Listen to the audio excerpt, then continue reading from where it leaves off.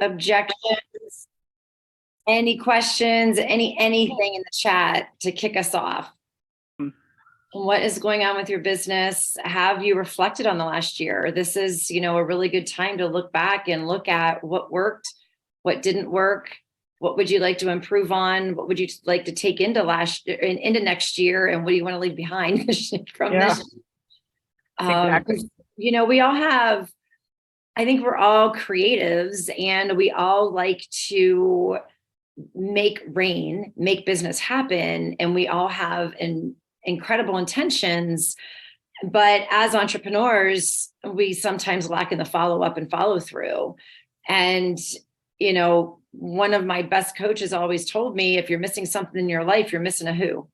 Mm-hmm. And, when you look at the people that you are around, are you being influenced in the right ways that are going to excel your business? No, absolutely. I find that a lot of us gear towards people that we like or we have things in common with, but that aren't always the best person to help us grow.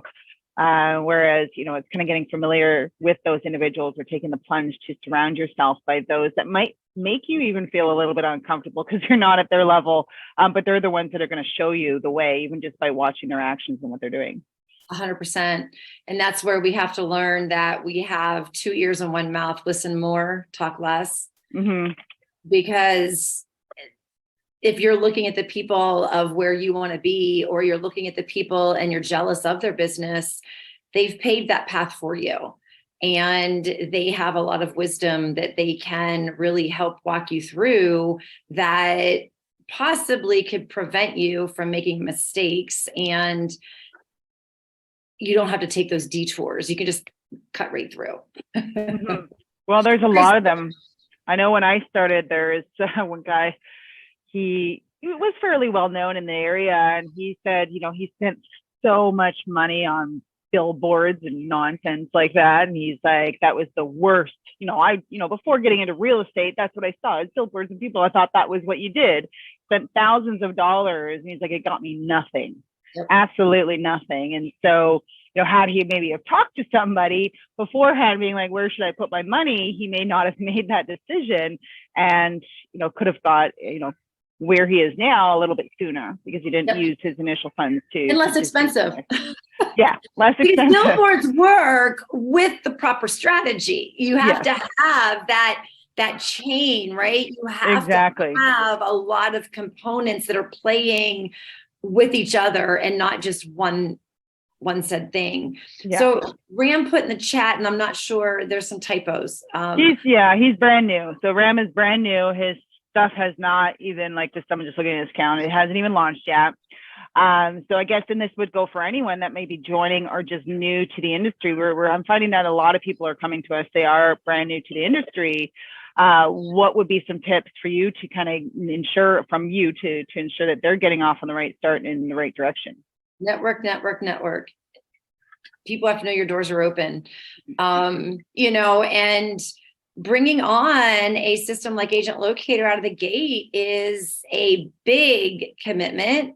Mm-hmm. And it's even, in my opinion, a larger responsibility, because I think we forget that when we pay a company and we're exchanging money for tangible phone numbers, leads, people that are looking, we forget that we are the ones with the full responsibility to convert, not AgentLocator, not the system that you're bringing on. The system does its job to bring people to your awareness, but it's 100% our job to have the conversations to find out where they are in that process, because everybody has, I would be safe to assume that anybody that is about over the age of, well, let's say Canada, we'll say over the age of 30, has probably researched homes online. So respectfully, I think probably just about everybody that has a mobile device or a computer that is over 30 has probably been to some type of online home search. Mm-hmm.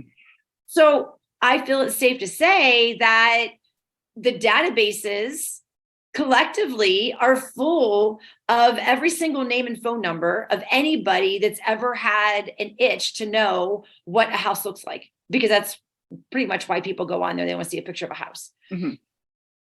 But what our job is to decipher the people that are just looking from the people that are actually going to be taking action at some point from today into their future.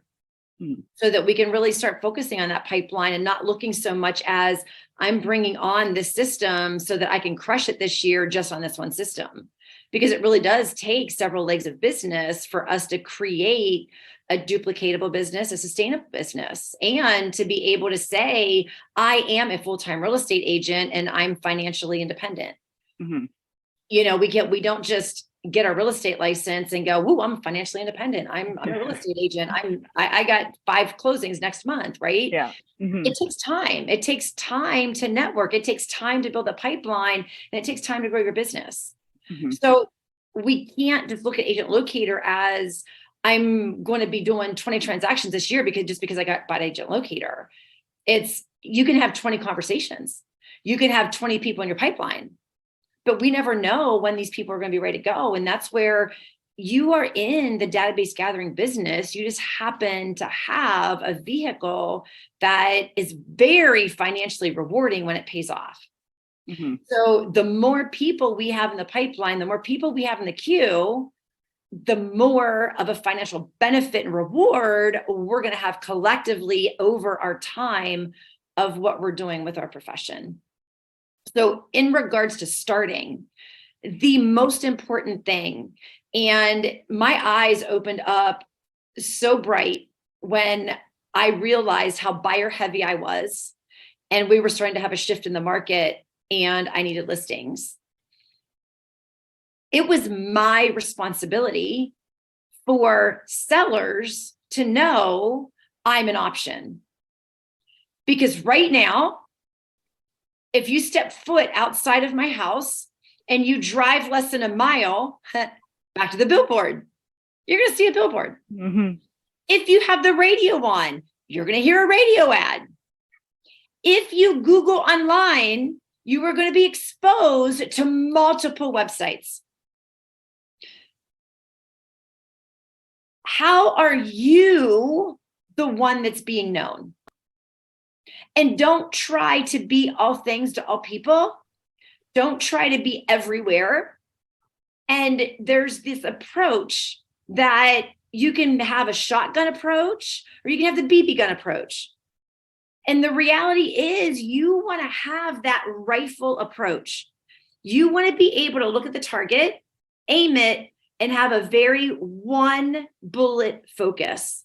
Because if you're shooting with a BB gun, you got BBs scattering everywhere and maybe not one's going to land on that target. But if you're really focusing and you're really aiming that one bullet, that target, you have a way better chance of hitting the bullseye than you do scattering abroad. So the more narrow your focus, truly the broader your business can be. So what is it that you want to attract? Who is that ideal client that you have the solution to their problem? What is the problem in your market right now? And what can you offer that's going to stand you apart beyond the rest? Right now, you have a lot of agents that are really worried about what's going to happen to their business next year. And they're dwelling in the shift. They're dwelling in what happened with the last year, with the deals that they lost because of the people that weren't able to really make a purchase because they lost out on opportunities because they were outbid. So we have a choice as a business owner to stay stuck in what happened or to say, okay, this didn't work. What are we going to make work next year? What are we going to do to take an initiative and looking at what is your value proposition? What advantage does any internet lead or any person in your community have to utilize your service? Because if you don't have that value proposition, I promise you, the confidence in what you offer is not coming through when you're having conversations with people. Mhm. So you truly have to believe that your value proposition is strong enough to substantiate and validate you are the best real estate agent in your market for anybody that is buying and selling real estate. Because we can only sell what we have fallen in love with ourselves. If you go to a restaurant and you get a really bad meal, you're not going to go out and sell that meal and have somebody else go to that restaurant. But if you go and have an amazing meal and it was the best experience you've ever had, you will have 3, 4, 5 people go to that restaurant based on you explaining the experience. And that's how we have to be able to talk about our own business. So really having systems in place to feel like I am a business owner. What does that feel like? What does it feel like to have whatever it is your goal is on the calendar? And if you don't have it on the calendar, put it on the calendar. The best advice that I could give you as starting, doesn't even matter if you're starting. What matters is, what are your goals for 2023? I don't care if it's 1 deal a month, 2 deals a month, or 100 deals a month. If it's not on the calendar for January as fact and as actual, put it on the calendar. Put a fake one on the calendar. When do you want to be at settlement? What 2 days in the month of January do you want to be at settlement? If that's your goal. If it's 100, what 100 days do you want to be at settlement? How many settlements are you doing on Tuesdays, on Fridays, on the end of the month? What does it look like? Because if we don't take action and plan our life and plan our day, someone else is planning it for us. And the best way to stay focused and make something happen is to plan it. So when you're looking at what is the best place for you to be in a day, it's having a closing. That's where you get paid. So how many closings do you want to have next year and disperse them throughout the months? Put it on the calendar. Just put closing. Schedule it. The next thing is, how many listing appointments do you want to do? How many buyers do you want to work?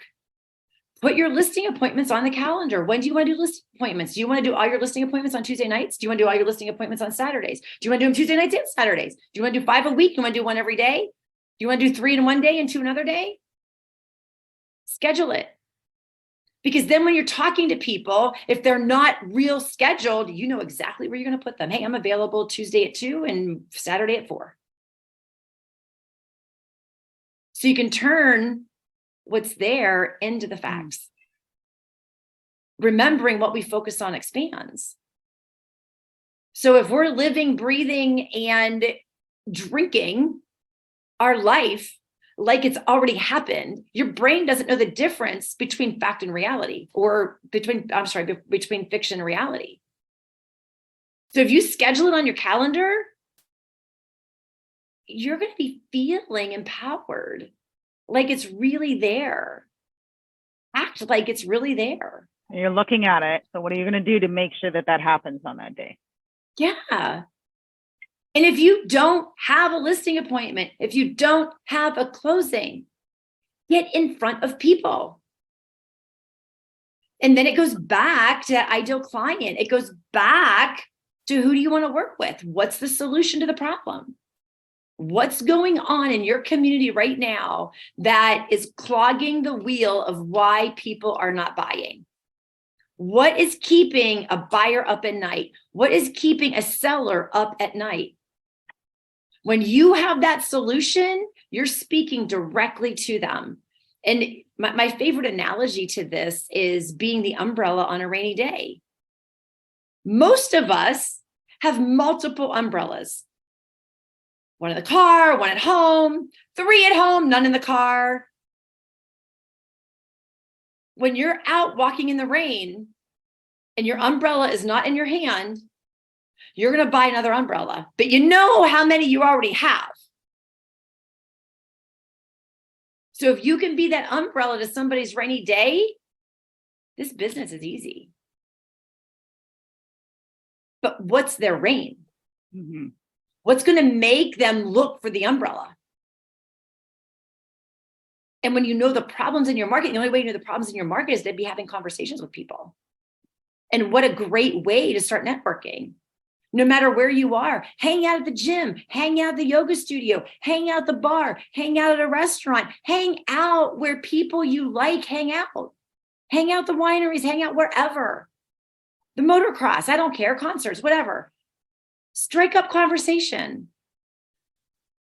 Hey, I'm just one, and I like to treat everything like a little science experiment. Like hand a survey, and just wondering, have you bought or sold real estate in the last year? Well, let me ask you a question.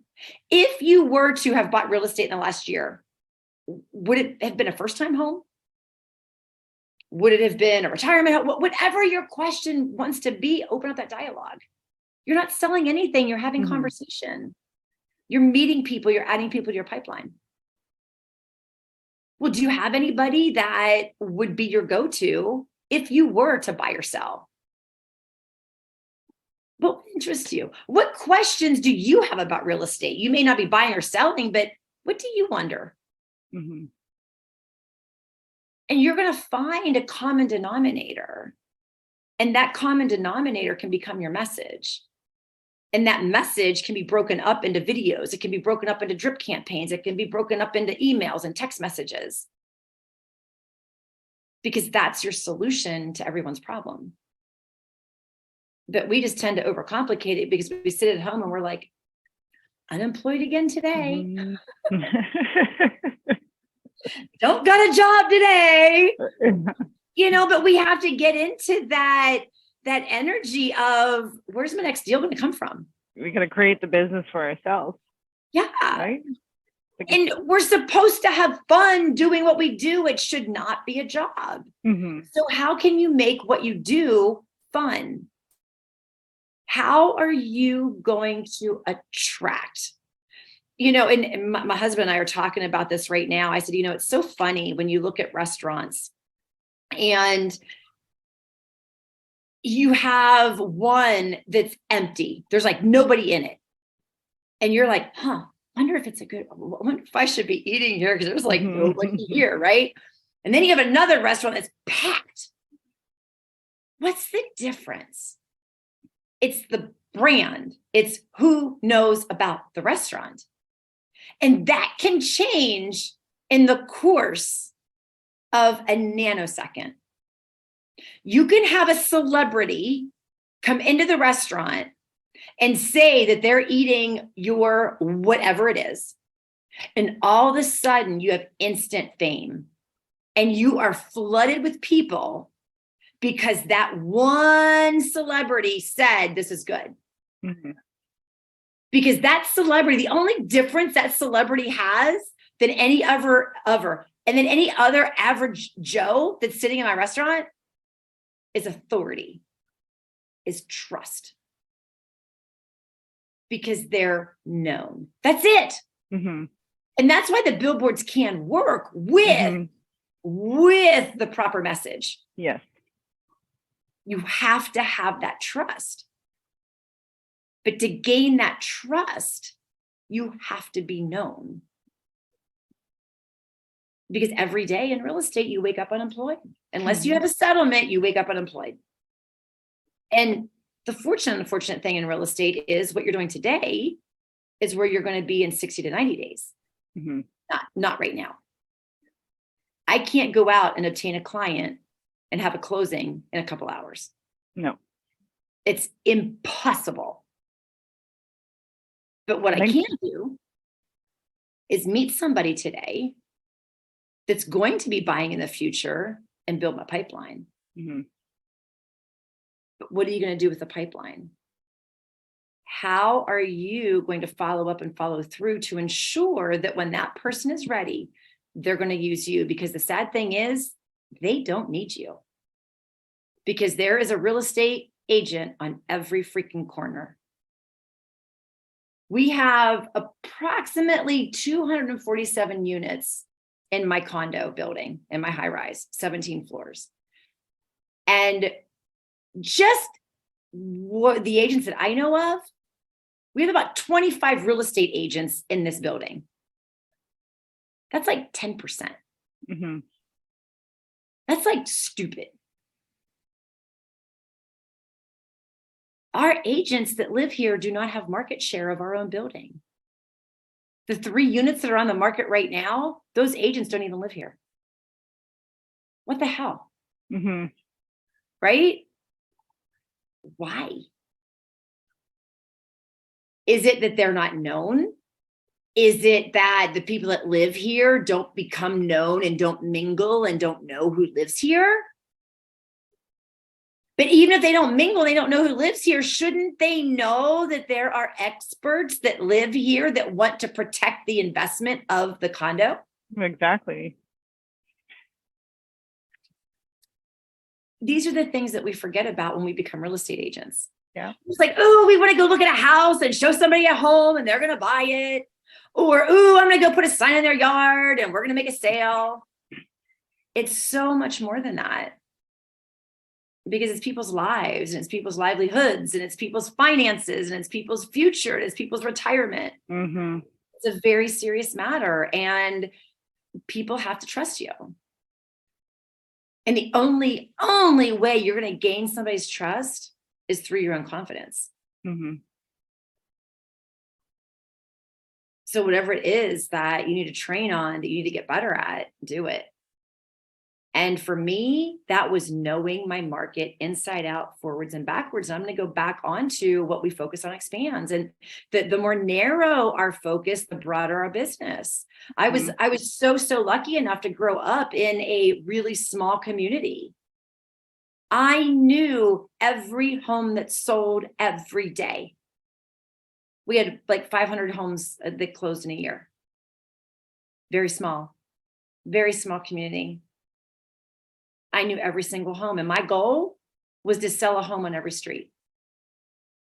Now that's pretty audacious. I mean, that's but possible, right? Yeah, absolutely.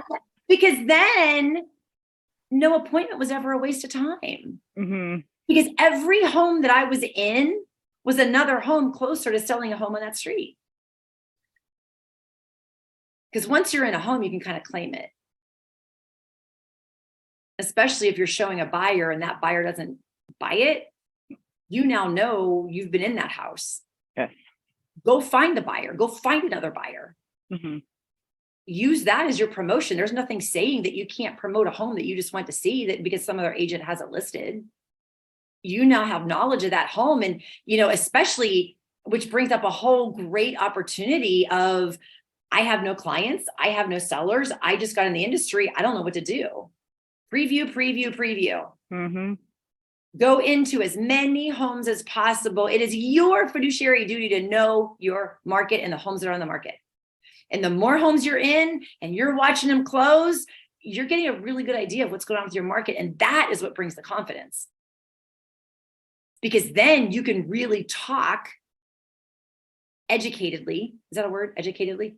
You can really talk from a place of being educated. Let's do it that way. Because, I was in that home. I was in that home. Yeah, absolutely. You can even use that information. So those previews or those showings with your database and pulling up the ones that are looking for types of homes like that and saying, hey, send them the listing. Say, hey, I actually went and saw this house today. It's fantastic. My buyers weren't quite interested, or whatever you put, but highlight some of the features. Let me know if you want some more information on it, because you have the inside take without them having to leave their house. Well, and something fun, just re-engaging friendships, relationships, and utilizing your network. And it happened to me twice before I was a real estate agent. One of my friends got a real estate license and she called me. She's like, Bev, I just got my license. I have a license to go see homes. Do you want to go with me? I'm like, ooh, that could be fun. Let's go look at some houses together. Take somebody with you. Yeah. And we did. And I got the bug. I'm like, oh, we should probably move. We became a client. Yeah. It was in a crazy market. We didn't end up buying. We put a lot of offers on homes, but unfortunately, she was new and didn't know how to rate competing offers. So we wrote 3 offers and we got discouraged and we're like, we're just, we're not moving. 2 years later, one of my other friends got her real estate license and did the same thing. She's like, Beth, I'm going to go look at this house and it's like really amazing. Do you want to go with me? Yeah, I do. I think it'd be fun to go look at a house. Post on your social media. Yeah. Say, hey, I'm going preview today. Anybody want to go look at houses with me? Mm-hmm.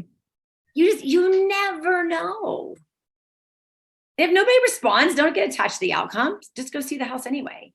But you never know who's going to pipe up and go, oh yeah, I want to go look at a house.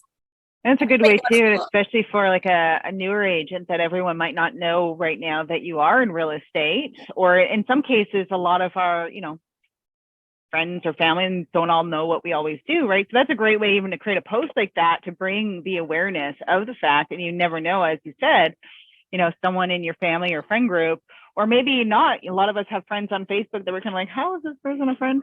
Might actually pipe up and say, hey, I'd be interested in going. And there you go. But never actually knew you were a realtor prior to you doing that. And this is the time for you to really put your life out there socially. Yeah. It's, oh my gosh, I just went and looked at this house and it's got this incredible fireplace, or I just went and looked at this house, it's got this incredible basement. When you become known as that person that's always putting stuff out there, people are going to start asking you, hey, have you seen a house that has this? Have you seen a house that has that? But the biggest word that I could encourage you to take in with you to 2023 is consistency.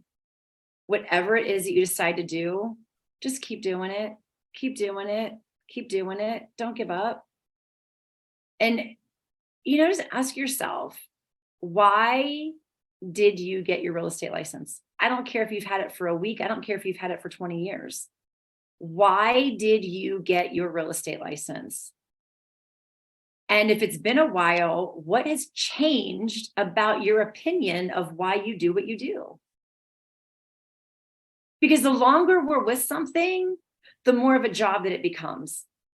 Because then we know what we know. But in the beginning, we're learning so much and it's so exciting because we don't know what we don't know.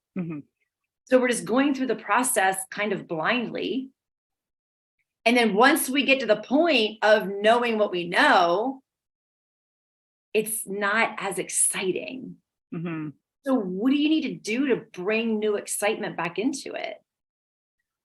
What needs to change? What ideas did you come up with in the past that you never executed on? Maybe it's time to execute on those in 2023. But I can't encourage you enough to look into your market. What and where is your sandbox? Where is the market that you want to dominate? You want to be that big fish in a little pond. And it's easier to go into a smaller market and dominate than it is to try and be over 50 square miles. And I learned that coming to Atlanta. I mean, I was in a county that had more cows than people. We had a population of 48,000. I knew the whole county, which yours is province, right? You have provinces. So your provinces are huge. Narrow it down into a school zone, narrow it down into a community, into something that's tangible. Because if you think about mass mailing is about the easiest way that I could even remotely put my point across. Because you can send out 10,000 mailers to 10,000 people and do it once. Or would you rather send out 1,000 mailers 10 times? Same amount of money. But it comes down to the consistency. It comes down to the seeing. It comes down to that There they are again. There they are again. But what also is on top of that email, or what also is on top of that mailing campaign? Where else are they going to see you? Because if you're just depending on 10,000 mailers, usually only one person in a household gets the mail, and then they throw away the junk mail, and it never gets to the person that makes the decision. So you need layers. So if you're mailing to 10,000 people one time, that's a hell of a lot of homes that you're going to have to figure out how you're going to dominate and get them to know you. But if it's 1,000 homes, it becomes a little bit more tangible. So how can you be in 1,000 people's face on a continual, consistent basis? What is the message?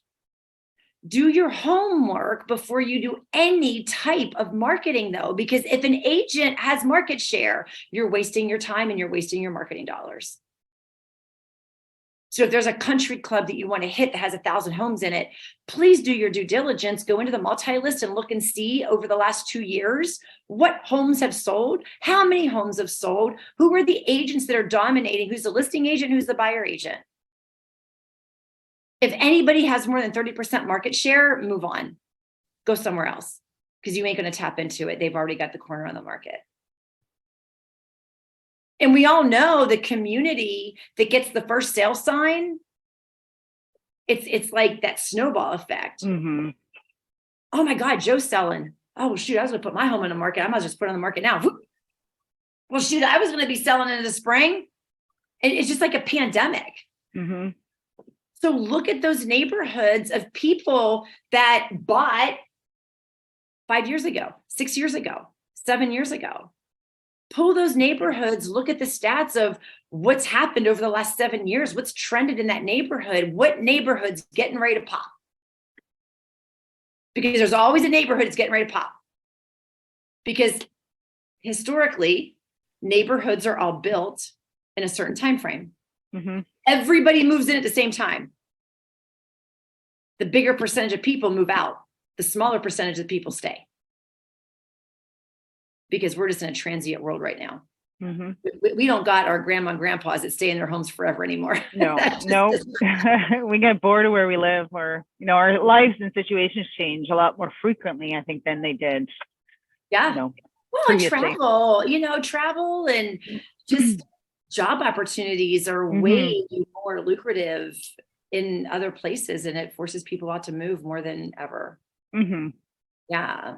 But, it's, if you had a crystal ball and you could project the future, that's kind of how you do it. Go in and do your research. Look at which neighborhoods are getting ready to pop. Look at which communities are getting ready to pop. Look at what built up. Look at the average time frame that people stay in homes in your market. And if you don't know, talk to your, what we'll call them, blue hair agents. The ones that still look like they're 25 on their business card, but they're like 80 years old and should be retired. I promise you, they know the trends in your market. They know how long people stay in their homes and how often people are moving. Talk to them. Extract any bit of wisdom that you can from the agents that are retiring, because they do know their stuff. They're just not up with the times. It was their only. Yeah. I think even though too, like you said, that you would, like, with the relation to your condo building, is if you're uncertain, look at your own backyard first, because that's where you're also going to have that confidence in talking to your neighbors, because again, you are protecting the value of the home because you have you have your foot in that game yourself, right? So you're not going to let their home go for, below what it should, because that's going to affect the value of your home at the end of the day. Right, so that's where a confidence standpoint would come from. But again, those smaller areas where you're picking them, you can easily dominate them. I've noticed one area, this one realtor, she doesn't expand. It's a small community. That's all she sticks with, but she markets it frequently. She obviously gets listings outside of the area because of the people coming in and then the people removing again. And so she's moving out, but that's the only area she actually puts her dollars into to market to get the listing. Well, because financially, it makes better sense. because it's just the law of physics. I mean, Yeah. if you're constantly branding and dominating and you're the only face out there, Yep. that's who people are going to call because they Have don't know what they don't know.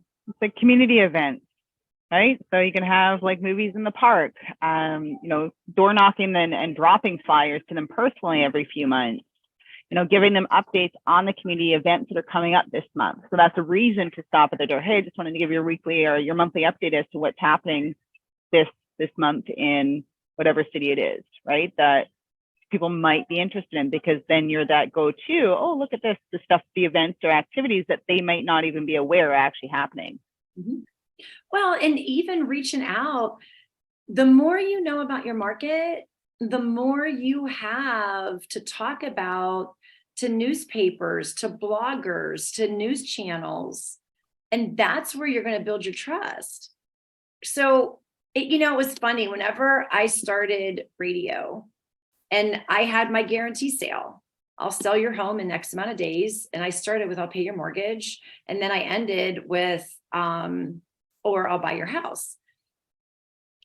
It was so crazy that when I would do my cold calling and I would say my name or the name of my company, they're like, oh my God, I heard you on the radio. Like, it was instant trust. So you get in news articles, you get on blogs, you get in, trust me, these editors are looking for stories. They're lazy. They don't want to have to go out and look for the stories. They want the stories to come to them. And if you have a compelling story about something going on in your market, about something going on with housing, Google something that you want to talk about and look at the editors that have written articles and reach out to them. Hey, I have an interesting article. If we could collaborate, it'd be great. Let me know. And that is what really sets you apart. Because Jane she's not in the paper. She's not writing guest blog articles.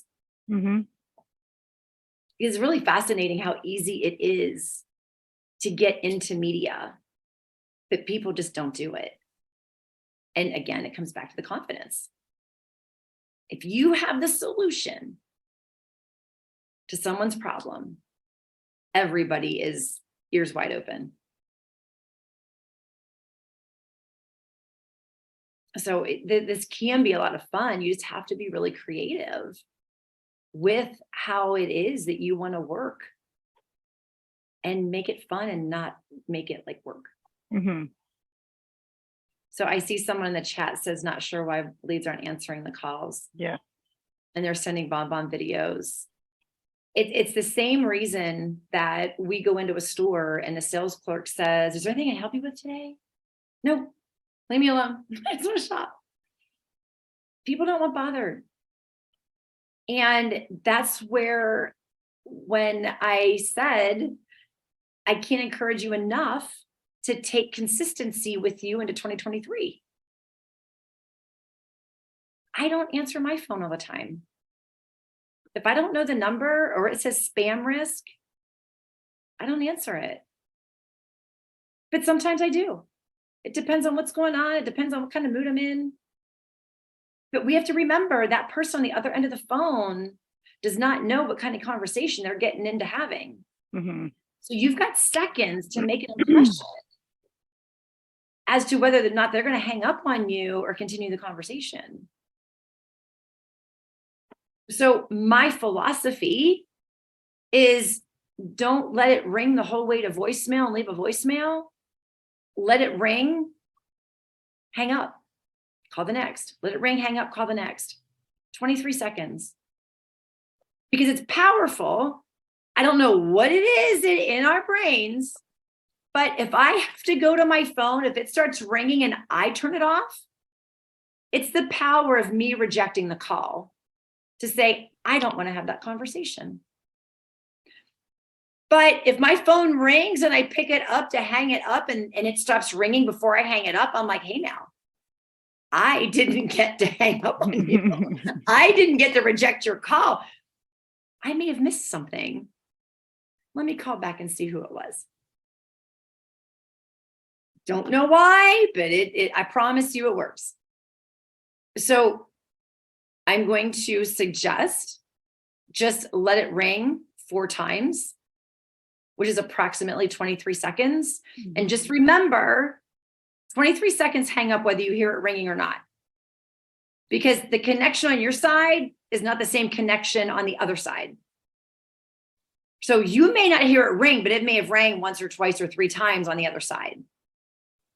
So 23 seconds next, 23 seconds next. I promise you, if you do 10 to 20, 23 seconds next, you will get at least 1 call back. I promise you. And if you guys stay consistent, so that is a huge factor, right? So calling somebody 1 time and expecting them to answer, calling them twice and expecting them to answer, it's a big ask, really, because again, we don't know what other people are doing when we are calling. So all of you guys will have the number 1 and number 2 filter, stay filter in your system, clear those out every single day. That's going to keep you consistent with those calls, and it can guarantee most of them are going to answer. I just hung it up. I don't know who it is. It's okay. So it's a local number, yeah, which I know I have a 540 number. So I know they're using a dialer that's 540. Yeah. I should have answered it just to play with it. I learn a lot from the telemarketers that call me. Yeah. I learn a lot. Sorry, I didn't mean to interrupt you, but it was just no, that's it. It happens. Like we all get those calls. I get them from all over the place, like all over. Like they're now with the whole voice system and Twilios and all the different numbers you can get. I'm getting calls from California. I get calls from like England. I get calls from New York. I get calls like all over the place. What's funny enough is every time I answer, there's no one there. I don't know what happens. And that's why you have seconds to make that impression. Yeah. And you know, the dialogue, which comes back to confidence. So those are our 2 words today: consistency and confidence. Yes. When someone answers that phone, don't ask if they're there. That's like so 1970. Like everybody has their own cell phone now. It's probably their cell phone. Yeah. So you're way better off assuming if you see the name, say, hey, Crystal. Mm-hmm. They may say no. Yeah. Say, oh, I was looking for Crystal. They may say you have a wrong number. Repeat the email address back. Well, let me just make sure if I do have a wrong number. Is your email address? Yeah. Well, did you go online? It befuddles me how many people register and don't realize what they did. Yeah. And I promise you they do. My husband does it all the time. He's like, I didn't sign on there. I'm like, bullshit. Yes, you did. Unsubscribe. I know, right? All the time, is it? Because now, right? Log in with Facebook. Log in with Google. Yeah. You don't even know. You just click it. You don't even realize. You just think you're accessing it, but they're actually grabbing your information while you click those buttons. Yeah. And people don't realize that you got their information. Mm-hmm. So you catch more flies with honey. So the nicer you are, the more confident you are, the better conversation you're going to have. So overcoming that objection of, no, I wasn't online looking. Well, maybe a partner, maybe someone in your house, maybe somebody that you know that knows your email address. Oh yeah, my daughter was over. And yes, I mean, it happens. Like my granddaughter was over. I was at whatever. You can get through that. But just remember, the person on the other side of the phone that you're calling does not know who you are. They're not listening to really a word that you're saying if you have a long dialogue. They're just trying to figure out who the hell you are and if they want to talk to you or not. That's the only thing you need to remember. So when you're making that phone call, you better be quick. Hey, Crystal, this is Beverly. I just saw that you were online looking at homes in blah. Oh, yeah, that's all you need to know. Mm-hmm. Just know your source and get right to it. They don't care about your website. They don't care about your company. They don't care that you're a realtor. They don't care that you're wearing purple today. They don't care that you had steak last night. They don't care that you were the top producer in your market. All they care about is who the hell are you and why are you calling my number? And validating the reason you were online looking. Oh yeah, well, I'm just looking. Oh, great. Do you have any future plans? No, not really. What's your situation now? Do you own? Do you rent? What would have to happen for you to buy a home or sell your home? Mhm. Now you got all the information you need to build your pipeline. Are they serious or not? Are they worth time on your calendar to follow up with? And if they're not, ask them, is there anybody that you know of that may be buying or selling? Because I'm really looking to grow my business and build my business next year. I'd really appreciate your help if you would forward my website to somebody else that you know of that's going to be buying or selling next year. What do you have to lose? Nothing. Exactly. And if you're uncomfortable, say it. Get comfortable being uncomfortable. Mm-hmm. Because the more times you do something, the more it becomes natural to you. And the most uncomfortable thing that you could ever do is record yourself just like this right now. Pop your Zoom on. They have free Zooms, record it, or video it on your phone. Watch yourself. Get rid of the ums, get rid of the so's, get rid of the negative face expressions that you use. Stand, watch yourself. Would you buy a house from yourself? Would you hang up on yourself? Would you talk to yourself? Mm-hmm. What do you look like? Listen to it. And that's the only thing that made me good on the phone was I did it in front of a lot of people and I watched myself doing it. And it really sucked the first few times. Yeah. It was not fun. Nope. I didn't even like calling my own leads in the very beginning. 2008, I was like, oh God, this person's looking at like $32,000 piece of land. I ain't calling them. Oh God, this person, they're looking over in like hour away from me. Yeah. I would very easily talk myself out of why I shouldn't call them Mm-hmm. because I didn't want to make the phone calls. And then when I got that one, I was like, oh, this could be a good one. My average price point was like 300,000. I got somebody looking at 450,000. Ooh, this could be a good one. Okay, what were they looking at? I got to look at every home they were looking at. I got to go on Facebook, see if I can find them and get a picture of them and see where they live and what there's. They don't even answer the freaking phone. I'm wasting like 20 minutes of my life. But it was real, right? I mean, Yeah. my hands are sweaty, my palms are sweaty, and I pick up the phone, Mm-hmm. I dial it because that was back before the dialers. And I'm like, please don't answer. I know, right? They didn't answer, right? I can totally relate to that. Please don't answer. Please don't answer. And then when they do answer, you're like, I was calling. I sounded like a freaking idiot. No wonder they hung up on me, right? It's get over it. You know, what hurts more, the empty bank account or getting over your fears of talking to somebody on the phone? Mm-hmm. Or getting out there and exposing yourself? We have a choice, you know, and no matter what you do for your business, the people that are going to be buying homes in 2023 are going to be buying homes in 2023. The people that are putting their homes on the market in 2023 are going to be putting their homes on the market in 2023. The difference is, who are they going to use? And if they don't know you're an option, it ain't going to be you. So embrace the leads that are coming into your database and figure out how you can get them to raise their hand. Mm-hmm. Okay, if you refuse to pick up the phone, why did you bring an agent locator? Mm-hmm. But you can text and email. But don't just rely on one way of communication because you will lose every time. Because these people are Googling and falling into other people's dashboards. And all you need to do is be a little bit better. Because I promise you, the person that has the conversation is the one that's leveraged themselves for future business. The good thing is, almost everybody that has a database doesn't work their leads. Yep. which comes down to the consistency. Mm-hmm. So how many conversations can you have in a day? I remember Brian Buffini, it was a big thing years ago, right? Write 5 personal notes a day to people. Mm-hmm. 5 a day. How many conversations do you want to have with new people a day? Whatever it takes. You do not put your head on your pillow at night until you've had those conversations, Mm-hmm. until you've met those new people, and track it.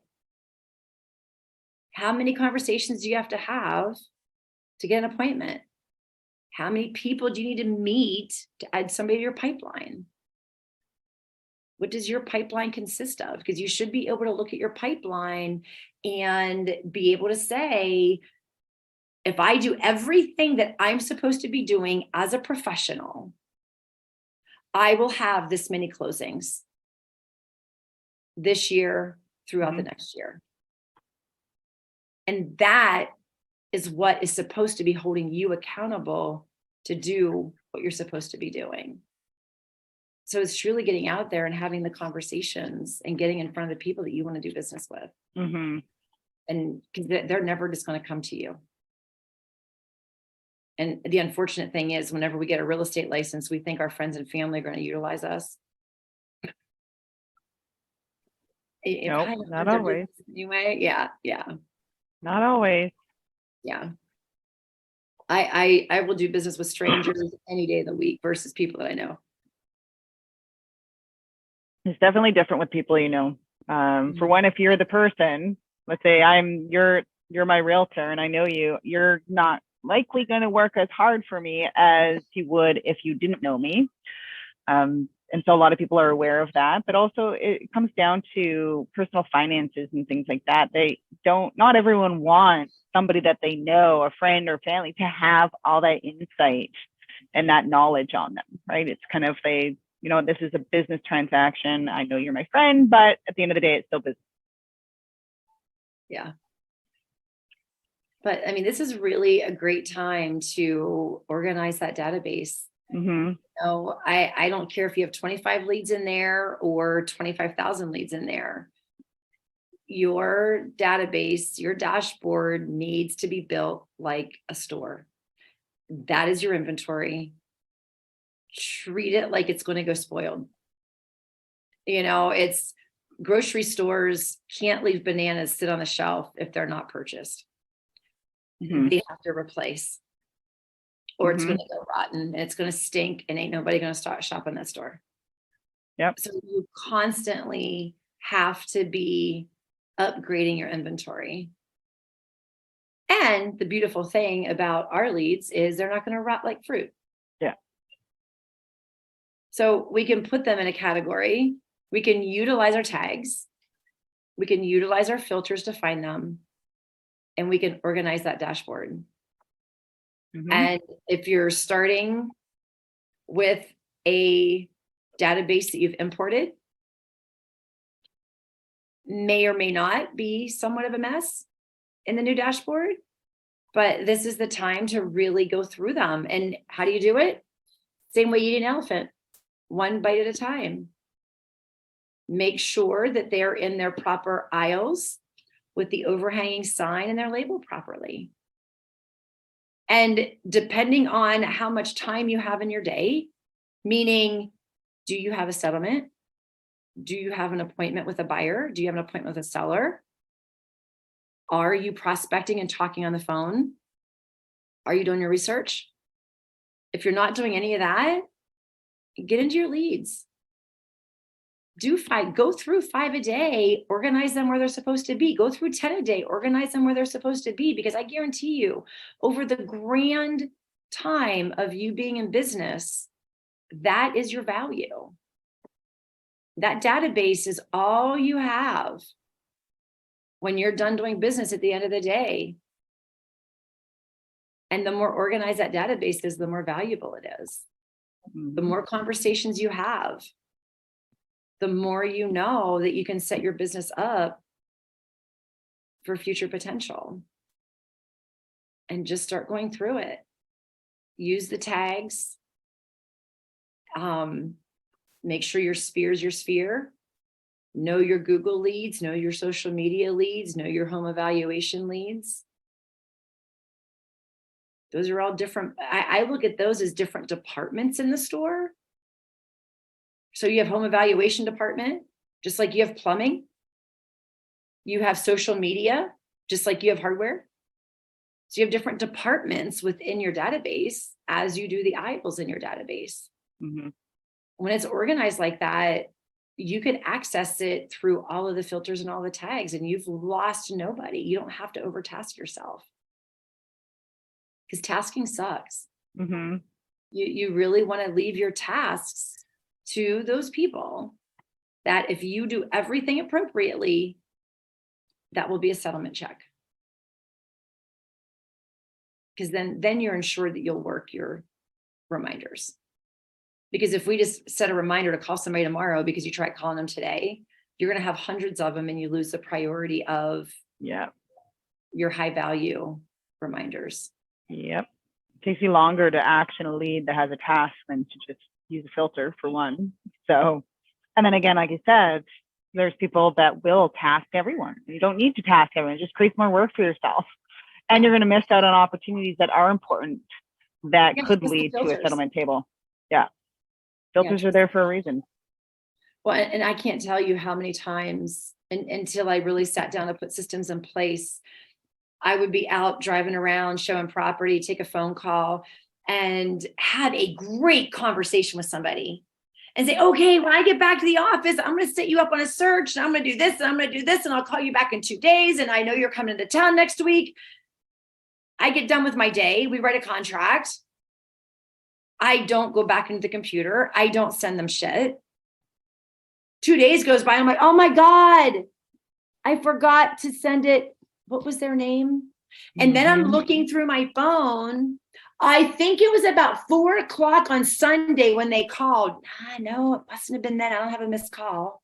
No. Oh, okay. I talked to that person for about 8 minutes, and it was about 8 minutes. It was right around, I was in between, right? Like you go through the whole scenario to find these people back in your dashboard. Mm-hmm. That's a lot of energy. That's a lot of time. So really keeping them organized. So if you have that tried to contact or that new, and you haven't moved them or move it. So if you talk to them through AgentLocator, it's going to move them to contacted. You can go into your dashboard and sort it by the most recent, and they're going to be right there on top. Mm-hmm. We didn't have that back in 2008, 2009. No, it was like a spreadsheet, man. I mean, yeah, we had the databases, but it was like a spreadsheet. It was very, it wasn't nearly as intuitive as it is today. No. We have that ability. Mm-hmm. But just know how to access your database so you're not spending a ton of time looking for somebody that you forgot about. Yeah. No lead left behind. That's my motto. Everybody's quiet today. I hope I'm good. I hope I brought you up some new ideas and ways of being creative. And the 2 words we're taking into 2023 is consistency and confidence. Yes. You betcha. And it's something that we all could definitely work on, really, at the end of the day. Absolutely. Those are my favorite words, and I can still work on it. Yeah. Everything's always easier said than done. 100%. Yeah. Well, they say if you want to learn it, study it. Yes. If you want to master it, teach it. Very true. Mm-hmm. Very true. Well, Crystal, I'm not going to see you until next year. I know. My dad did that to me once when I was 5, scared me. He's like, going to bed. I'll see you next year. What do you mean? I love when you're talking to leads right now. And you're like, you buy next year? Well, that could be like in 30 days, right? I know. Like it's like next week. Like beginning of the year, end of year next year. Yeah, exactly. Well, thanks everyone who joined us today. Anyone again who wants to be the guest of honor, just shoot me an email. I often reach out to attendees as well, just to see if anyone is wanting to be interested in kind of talking about what you may be struggling with specifically with your system, or how to manage the database that's already in there. So just reach out. Otherwise, I will reach out to you when I need somebody. And thanks, Beverly. Thank you guys. Merry Christmas. Happy New Year. Same to you. Bye, everyone.